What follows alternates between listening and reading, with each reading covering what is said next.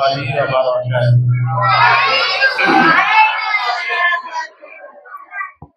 الحمد لله وحده والصلاة والسلام على من لا نبي بعده. أما بعد فأعوذ بالله من الشيطان الرجيم. بسم الله الرحمن الرحيم. قل هل يستوي الذين يعلمون والذين لا يعلمون. صدق الله العظيم. প্রিয় অভিভাবক বৃন্দ এবং ছাত্র ভাইয়েরা, আমি আপনাদের সকলকে অনুরোধ জানাচ্ছি, খুব অল্প সময়ের মধ্যেই আমরা সমাপ্তির পথে এগোচ্ছি। দৃষ্টি আকর্ষণ করছি আমাদের কথাগুলো হৃদয়ের কান দিয়ে শ্রবণ করার জন্য।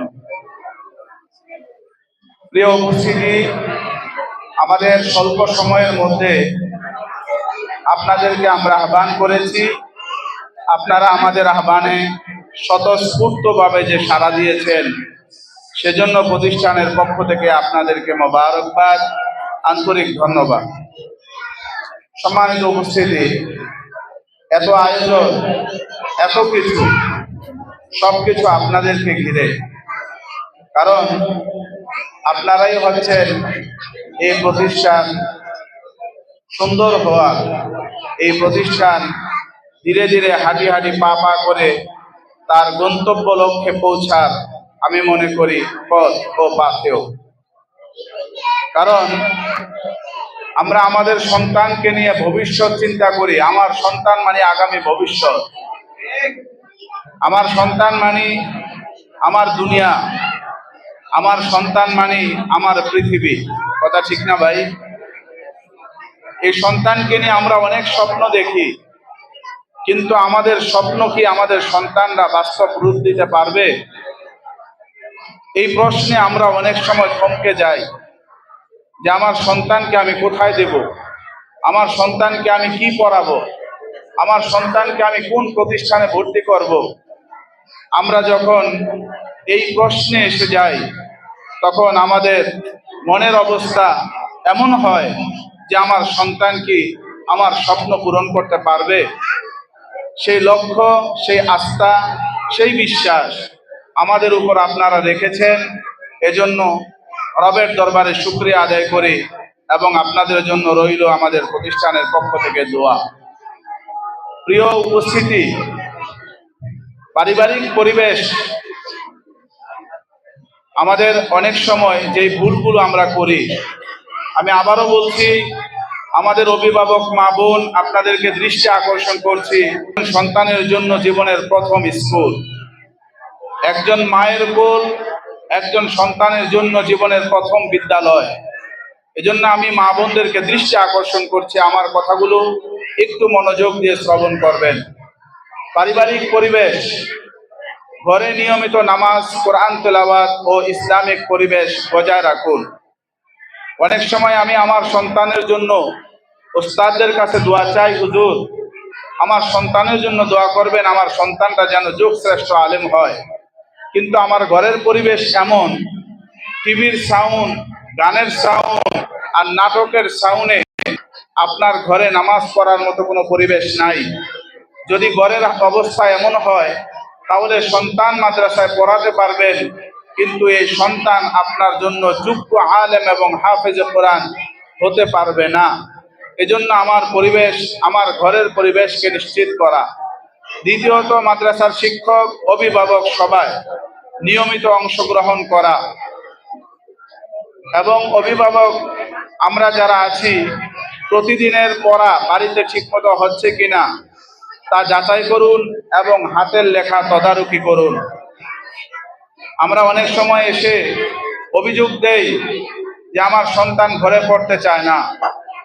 আপনার সন্তান ঘরে পড়তে চাবে না, চাওয়ার পরিবেশ আপনি একজন মা বাবা হিসাবে তৈরি করতে হবে। তৃতীয় নাম্বার, পড়ার তদারকি, প্রতিদিনের পড়া বাড়িতে ঠিকমতো হচ্ছে কিনা তা যাচাই করতে হবে অভিভাবক হিসাবে, এবং হাতের লেখা প্রতিদিন তদারকি করতে হবে। তাদের হাতের লেখা হোমওয়ার্ক যেটা আমাদের ওস্তাদরা প্রতিদিন দিয়ে থাকেন, সেই খাতাগুলো সে নিয়েছে কিনা এবং ওস্তাদরা হোমওয়ার্ক দিচ্ছে কিনা, এটা অভিভাবক হিসাবে আপনার নিশ্চিত করতে হবে। অনুপস্থিত নিয়ন্ত্রণ, অকারণে সন্তানকে মাদ্রাসা থেকে আমরা ছুটি না নেই, অকারণে আপনার আমার সন্তানকে মাদ্রাসায় অনুপস্থিত না রাখি। অনেক সময় সামান্য থেকে সামান্য সমস্যা হলে আমরা অনুপস্থিত থাকি। অনেক সময় আমাদের অনেক গার্জেনরা আমাদের হোয়াটসঅ্যাপ গ্রুপে মেসেজ লেখে, হুজুর অমুকে আজকে আসতে পারবে না। আমি তাদেরকে বলতে চাই, আপনার মেসেজের ধরনটা যেন এমন না হয়, বরঞ্চ আপনার মেসেজের ধরনটা হবে এমন যে, হুজুর আমার সন্তান আজকে অসুস্থ, মেহেরবানি করে আমার সন্তানের জন্য একটু দোয়া করবেন, ও আজকে হয়তো ক্লাসে আসতে পারবে না। যদি আপনার মেসেজের ধরনটা এমন হয় যে আজকে অমুকে হুজুর আসতে পারবে না, তার মানে আপনি ওস্তাদকে ফোর্স করলেন, এমন যেন না হয়। এরপর শিষ্টাচার ও পরিচ্ছন্নতা, সন্তানের ভদ্রতা, সত্যবাদিতা এবং পরিষ্কার পরিচ্ছন্ন পোশাকে মাদ্রাসায় পাঠানো নিশ্চিত করুন। অনেক সময় আপনার নতুন পোশাক প্রয়োজন নাই, আপনার পুরাতন পোশাকটাকে আপনি পরিষ্কার পরিচ্ছন্ন করে আপনার সন্তানকে পরিয়ে দিবেন। ওই পরিষ্কার পরিচ্ছন্ন পোশাক যদি কেউ পরে, তাহলে সাইকোলজি বলেছে এবং মেডিকেল সায়েন্স এটা বলে, পরিষ্কার পোশাক পরিচ্ছন্ন পোশাকে তার ব্রেন ভালো থাকে। এজন্য আমরা আমাদের সন্তানদের পোশাকের ব্যাপারে খেয়াল রাখবো। প্রযুক্তি ব্যবহার, এটা আমরা খুব খেয়াল করে শুনি। অভিভাবক বৃন্দ, আপনাদেরকে আমি বলছি, প্রযুক্তি ব্যবহার, একবিংশ শতাব্দীতে আমরা এখন অনলাইনের যুগে আছি, প্রযুক্তির যুগে আছি, কিন্তু এই প্রযুক্তি আমাদেরকে যতটা উন্নতি করেছে, এই প্রযুক্তি আমাদেরকে তার চাইতে অনেক বেশি ধ্বংস করেছে। এজন্য প্রযুক্তি ব্যবহার, মোবাইল টিভি ব্যবহারের ক্ষেত্রে কঠোরভাবে নিয়ন্ত্রণ করা। আমাদের মাদ্রাসায় মোবাইল নিয়ে আসে না, আমাদের মাদ্রাসায় মোবাইল ব্যবহার করে না, কিন্তু এই সন্তান যখন বাড়িতে যায়, বাড়িতে যাওয়ার পরে সন্তান অ্যান্ড্রয়েড সেট হাতে নিয়ে মোবাইল দিয়ে বিভিন্ন জিনিস ভিডিও দেখে, গেমস খেলে, এই জিনিসগুলা অভিভাবক হিসাবে আপনাদের নিয়ন্ত্রণ করতে হবে। প্রিয় উপস্থিতি, অনেক সময় আমরা বলি হুজুর কথা শোনে না। আমি আপনাদেরকে বলতে চাই, আপনার ঘরের অ্যান্ড্রয়েড ফোন আপনি বন্ধ করে দেন, প্রয়োজনে আপনি বাটন সেট ব্যবহার করেন। আপনি যদি বাটন সেট ব্যবহার করার মাধ্যমে এতটুকু কুরবানি করতে পারেন, তাহলে আপনার এই কুরবানির কারণে আপনার সন্তান আগামী দিনের বড় আলেম হবে ইনশাআল্লাহ। এই জন্য অভিভাবক হিসেবে আপনাদের এর প্রতি দৃষ্টি রাখা। প্রিয় উপস্থিতি, আন্নাজাত মডেল মাদ্রাসা, আমি গত বছর শুরুতেই আমি বলেছিলাম, আন্নাজাত মডেল মাদ্রাসা এটা আমার নয়, এটা আমাদের সবার। আন্নাজাত মডেল মাদ্রাসা এটা আমাদের স্বপ্ন। আন্নাজাত মডেল মাদ্রাসা এটা আমাদের চ্যালেঞ্জ। আন্নাজাত মডেল মাদ্রাসা এটা আমাদের আগামী পথ চলার পাথেও। এজন্য এই মাদ্রাসাকে আপনারা স্বতঃস্ফূর্তভাবে যেভাবে ভালোবাসেন এবং আস্থা রেখেছেন, এই আস্থার প্রতিফলন যেন আমরা দিতে পারি, আমাদের জন্য আপনারা সেই দোয়া করবেন। এবং আপনাদেরকে আমি শেষ কথা বলে আমার বক্তব্য শেষ করব, সেটা হচ্ছে আবাসিক ছাত্রদের ব্যাপারে অভিভাবকদেরকে আরেকটু সচেতন হতে হবে। আবাসিক ছাত্ররা রাতের বেলায় আপনার বাসা থেকে বের হয়, কিন্তু মাদ্রাসা আসতে পথিমধ্যে সে কোথায় কি করে, এই জিনিসগুলো আপনার নিশ্চিত করতে হবে। আবাসিক ছাত্ররা মাদ্রাসা থেকে বাসায় রওনা দেয়, মাঝখানে রাস্তার মধ্যে সে কোথায় কার সাথে কি করে, এই জিনিসগুলো আপনার নিশ্চিত করতে হবে।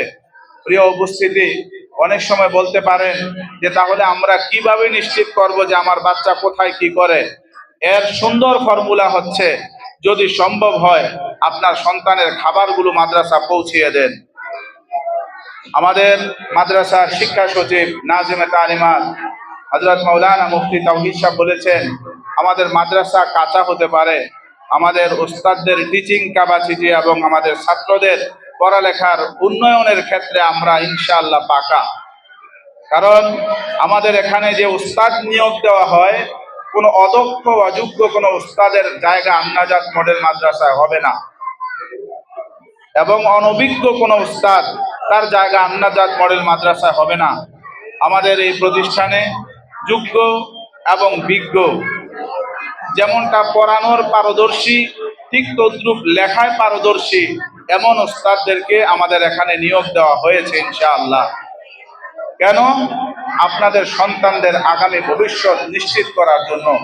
এজন্য প্রিয় উপস্থিতি, সবচাইতে বেশি আমরা যেই জিনিসটার প্রতি আমরা অনিয়ম এবং অশৃঙ্খল আমরা ফেস করতেছি, এই প্রতিষ্ঠানের সর্বসাইড আলহামদুলিল্লাহ ভালো, কিন্তু কিছু বিষয় নিয়ে আমরা বিভ্রান্তের মধ্যে আছি। সেটা হচ্ছে আমাদের হেফজ বিভাগ এবং কিতাব বিভাগের ছাত্ররা, তারা বাসায় খাবার খাইতে যাওয়ার পরে আমাদের কাছে এসে বলে আমার মার ছুটি 10টায়, আমার মা আসে রান্না করে, এরপর আমরা খাবার খেয়ে আসি। এই বিষয়গুলো আপনাদের নিশ্চিত করতে হবে, তা না হলে আপনার সন্তানের ভবিষ্যৎ সুন্দর হবে না। এজন্য অভিভাবক বৃন্দ যারা আছেন, সন্তানের জন্য একটু কুরবানি করেন। দুপুরবেলা আপনি খাবার রান্না করে যাবেন, আপনার সন্তান যেন মাদ্রাসার ডিউ টাইমে বাসায় যেয়ে খাবার খেয়ে আসতে পারে। প্রিয় উপস্থিতি, আমাদের কিন্ডারগার্টেন প্লে থেকে নিয়ে ক্লাস 3 পর্যন্ত এবং আমাদের মহিলা বিভাগের অভিভাবক যারা আছেন, সকলকে আমি আজকে ধন্যবাদ জানিয়ে আমাদের এই প্রতিষ্ঠানের দোয়ার উন্নতি এবং ক্রমান্বয়ে আমাদের এই প্রতিষ্ঠান যেন আগামী ভবিষ্যতে আরো ভালো কিছু করতে পারে, সেই দোয়া রেখে আপনাদের কাছ থেকে বিদায় দিচ্ছি। আসসালামু আলাইকুম ওয়া রাহমাতুল্লাহি ওয়া বারাকাতুহু। আমাদের আপনারা এখানে